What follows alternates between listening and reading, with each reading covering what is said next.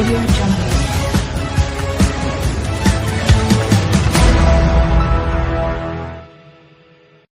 Saya nak mulakan isu pertama iaitu isu pelaksanaan pengoperasian SJKC Kaichi Jalan Segambut secara 2 sesi yang telah banyak keluar dalam berita beberapa hari ini, dan ramai ibu bapa telah menghubungi pejabat saya selepas Kementerian Pendidikan Malaysia mengumumkan mengenai keputusan untuk melaksanakan 2 sesi jika bangunan baru sekolah tidak diserahkan kepada kerajaan.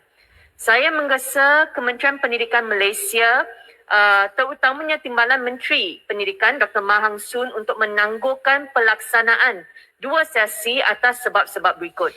Pertama, tidak mencukupi ruang untuk mematuhi SOP COVID-19 sedia ada jika bangunan baru tidak dapat digunakan. KPM kata mereka semua kena balik kepada bangunan lama. Dan kesesakan trafik yang teruk di Jalan Segambut kerana sesi pagi dan sesi petang akan bertembung untuk pick up dan drop off. Gangguan kepada sistem aliran trafik sedia ada akan menjejaskan semua penduduk kawasan Parlimen Segambut kerana jalan di depan sekolah ini adalah arteri utama kawasan Parlimen Segambut. Yang ketiganya, sekarang bukan masa yang sesuai untuk mengubah segala pengendalian operasi sekolah memandangkan kes COVID-19 sangat tinggi di Malaysia sekarang. Setiap hari kes beribu-ribu masih berlaku. Saya juga menyokong penuh pendirian Lembaga Pengurus Sekolah, Board of Governors dan Persatuan Ibu Bapa dan Guru PIBG yang telah mencadangkan sewa ataupun pajakan bangunan baru dengan kadar nominal kepada KPM seperti RM1 sahaja. Dan saya berharap KPM akan segera mengadakan perbincangan untuk meneliti cadangan daripada pihak ibu bapa dan guru. Saya juga berpendapat masalah perundangan tidak seharusnya menjadi halangan kepada operasi bangunan baru kerana bangunan baru telah pun digunakan sejak tahun 2018 dan struktur keselamatan bangunan baru bukan satu isu dalam kes ini. KPM mesti segera menangguhkan pengoperasian sekolah secara 2 sesi kerana syarat ini langsung tidak praktikal untuk dilaksanakan, dengan izinnya impractical and impossible to implement dalam suasana kes COVID-19 yang tinggi, dan keselamatan pelajar mesti diberi keutamaan. Kementerian kedua, Kementerian Dalam Negeri KDN. Saya nak menyentuh isu tanah reserve untuk balai polis. Bukan saja balai polis, kita lihat balai-balai yang telah diwatakan untuk balai bomba, klinik kesihatan. Sewa diberikan sekarang untuk tapak yang belum dibangunkan. Sewa diberikan kepada pihak ketiga dan ada juga pihak ketiga yang sublet kepada orang lain. Saya nak mulakan dengan meminta KDN sebagai permulaan berikan senarai tanah-tanah reserve seperti ini di kawasan Kuala Lumpur. Berapa sewa yang sedang dikutip oleh pihak KDN untuk tapak tanah balai polis di Kuala Lumpur. Saya tahu ada yang bayar sewa kepada KDN, mungkin sewa nominal, tetapi pihak ketiga ini kemudian keluar menyewa tapak ini untuk tujuan komersial. Jadi sepatutnya sewa seperti ini diberikan balik, dipulangkan balik kepada kerajaan ataupun gunakan sewa yang telah dikutip selama ini untuk bangunkan tapak baru, balai baru untuk polis. Kalau kita lihat kebajikan polis sekarang agak teruk, perumahan mereka tak cukup, office mereka kawasan kecil, bilik kecil, tak cukup tingkap untuk ventilation, dan dalam PKP kita lihat sekarang jangkitan kes COVID kalangan pegawai polis agak serius juga. Jadi saya minta kebajikan polis dijaga, diutamakan oleh KDN dan pastikan tempat bekerja dan tempat tinggal mereka selesa untuk mereka mematuhi SOP. Kalau polis sendiri, tempat tinggal mereka tak mungkin untuk mereka mengamalkan diri dengan SOP untuk menjaga kesihatan mereka, susah untuk mereka keluar melaksanakan ataupun menguatkuasakan SOP yang dibuat oleh kerajaan. Untuk MC pula, semasa PKP ramai yang telah kehilangan kerja, dan kita tahu juga semasa PKP trend online gaming ataupun judi online berleluasa. Jadi apakah usaha yang telah diambil oleh MC untuk blok IP address semua site ini? Saya rasa tidak mungkin, tidak mustahil MC tidak tahu, dan saya tak nak melihat MC kata polis harus ambil tindakan dan polis pula bertanya kenapa MC tak boleh blok IP address ini ya. Isu seterusnya KPKT, Proposed Residential Tenancy Act RTA ataupun cadangan kajian dan penggubalan Akta Sewaan Kediaman yang sedang dijalankan untuk mendapatkan maklum balas penduduk secara online. Saya menerima banyak bantahan penduduk yang mengatakan cadangan untuk kerajaan menyimpan deposit untuk perjanjian sewa adalah satu tindakan birokrasi yang tidak wajar. Seharusnya duit ini disimpan oleh pemilik rumah dan bukan kerajaan, duit deposit. Berdasarkan House Buyers Association dalam artikel media mereka, justifikasi intervensi kerajaan juga dikatakan tidak komprehensif dan tidak mewakili populasi mereka yang terkesan. Hanya lebih kurang 3,000 responden sahaja yang telah dikutip untuk sampel kajian dan tertumpu di Putrajaya, Selangor dan Kuala Lumpur sahaja. Ini ternyata tidak menyeluruh dan tidak mewakili populasi Malaysia. Jadi saya mahu KPKT melaksanakan lebih banyak lagi stakeholders engagement sebelum memuktamadkan rang undang-undang ini. Pengisytiharaan harta. Dulu semasa Pakatan Harapan mentadbir, proses ini dilakukan setiap tahun dan dilaporkan online untuk semua rakyat mempunyai akses.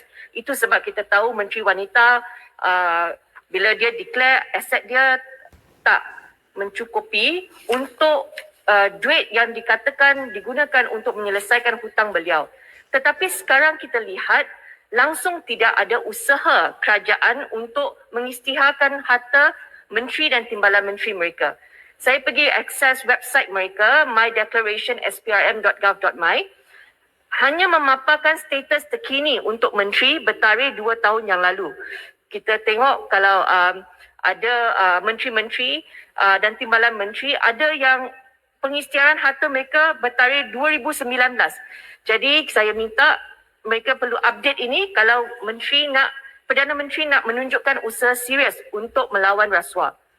Seterusnya, MOU dengan Indonesia untuk pekerja asing.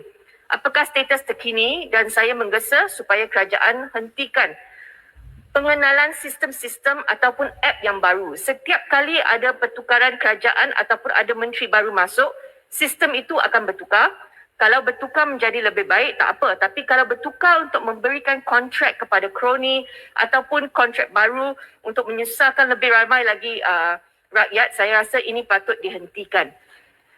Seterusnya, isu saya menggesa kerajaan membenarkan pelarian iaitu refugees yang telah berdaftar dengan UNHCR untuk bekerja. Sekarang ini mereka tak dibenarkan bekerja, tak dibenarkan menerima bantuan kewangan daripada mana-mana agensi kerajaan. Bagaimana mereka boleh hidup setiap hari dan setiap bulan. Sampai kita ada kes baru-baru ini, 2 kanak-kanak mati dipercayai memakan racun daripada tong sampah. Jadi isu seperti ini tidak harus wujud lagi di Malaysia pada tahun 2022. Saya meminta ada koordinasi untuk pastikan kita ambil sikap prihatin bukan saja untuk warga Malaysia tetapi untuk melihat persekitaran kita. Ada banyak-banyak komuniti yang mempunyai community refugees tetapi semua orang tahu mereka perlukan kerja. Tapi kerajaan tak nak bantu mereka, tak benarkan kerja, tak benarkan makan. Jadi ini sangat saya rasa tidak wajarlah. Seterusnya, isu pengemis golongan gelendangan di Malaysia. Kebanyakan kes ataupun aduan yang saya terima sekarang di Kuala Lumpur terutamanya, bila kita dapat WhatsApp ada pengemis ataupun ada golongan yang tak ada rumah di bawah jambatan, kita akan laporkan kepada Jabatan Kebajikan Masyarakat JKM. Dan apabila JKM pergi ke site, JKM akan kata, YB ini kes kesihatan mental, mereka adalah pesakit mental dan JKM tak ada bidang kuasa untuk mengambil mereka. Jadi saya pun bertanya, apakah langkah seterusnya? JKM kata ini bukan bawah bidang kuasa mereka, kita tunggu. Sepatutnya KKM ataupun polis. Jadi tiada penyelarasan antara agensi kerajaan dan aduan seperti ini akan berkekalan. Jadi setiap orang yang buat aduan mereka akan diberitahu, maaf, ini kes kesihatan mental. Jadi mereka tunggu KKM ambil tindakan. Tapi kalau kita pergi pandu di seluruh Kuala Lumpur sekarang, saya rasa kesian melihat pengemis kerana ada betul-betul yang memerlukan rawatan dan saya rasa tindakan ataupun task force mereka perlu pergi dan bantu KKM kerana trend kesihatan mental sekarang semakin meningkat Dan kalau kita biarkan sahaja macam ini, kes-kes bunuh diri juga akan meningkat. Seterusnya Tuan Speaker, penggiliran kehadiran pelajar di sekolah. Cikgu sekarang terpaksa ulang-ulang mengajar perkara yang sama pada minggu seterusnya dengan murid-murid yang berlainan. Jadi pemahaman murid-murid yang berbeza sukar dinilai oleh guru dan follow-up juga agak susah. Objektif untuk kefahaman murid pada sesuatu subjek ataupun bab akan susah dicapai.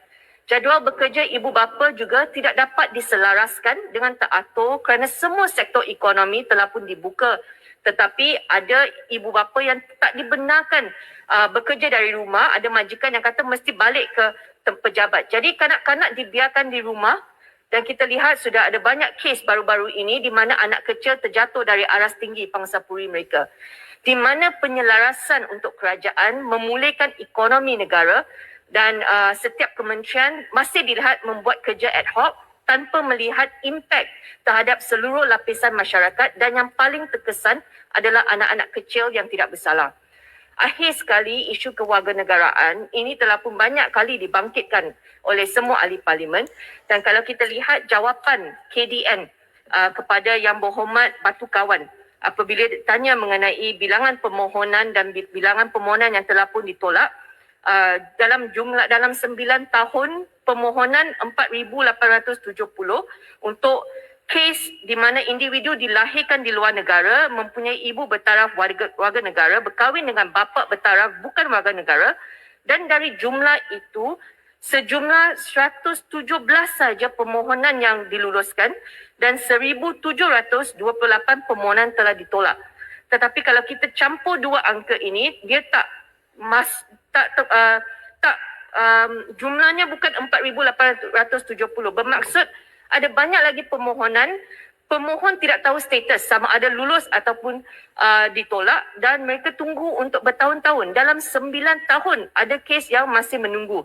Dan apabila mereka menerima jawapan, tak ada jawapan, hanya kata ditolak.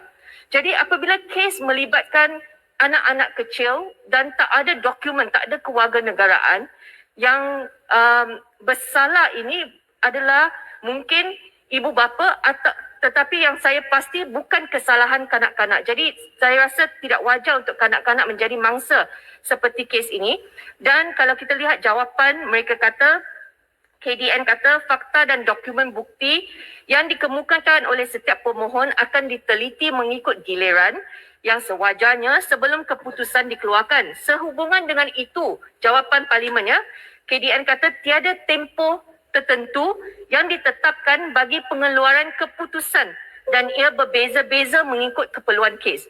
Bila kita ada generik kuasa mutlak seperti ini di dalam tangan seorang menteri dan pemohon ataupun rakyat yang nak betulkan permohonan mereka, mereka tidak ada tempat di mana mereka tak ada garis panduan yang jelas untuk mereka ikuti dan kes seperti ini saya rasa tidak wajar lagi kita berikan hanya dalam tangan satu menteri.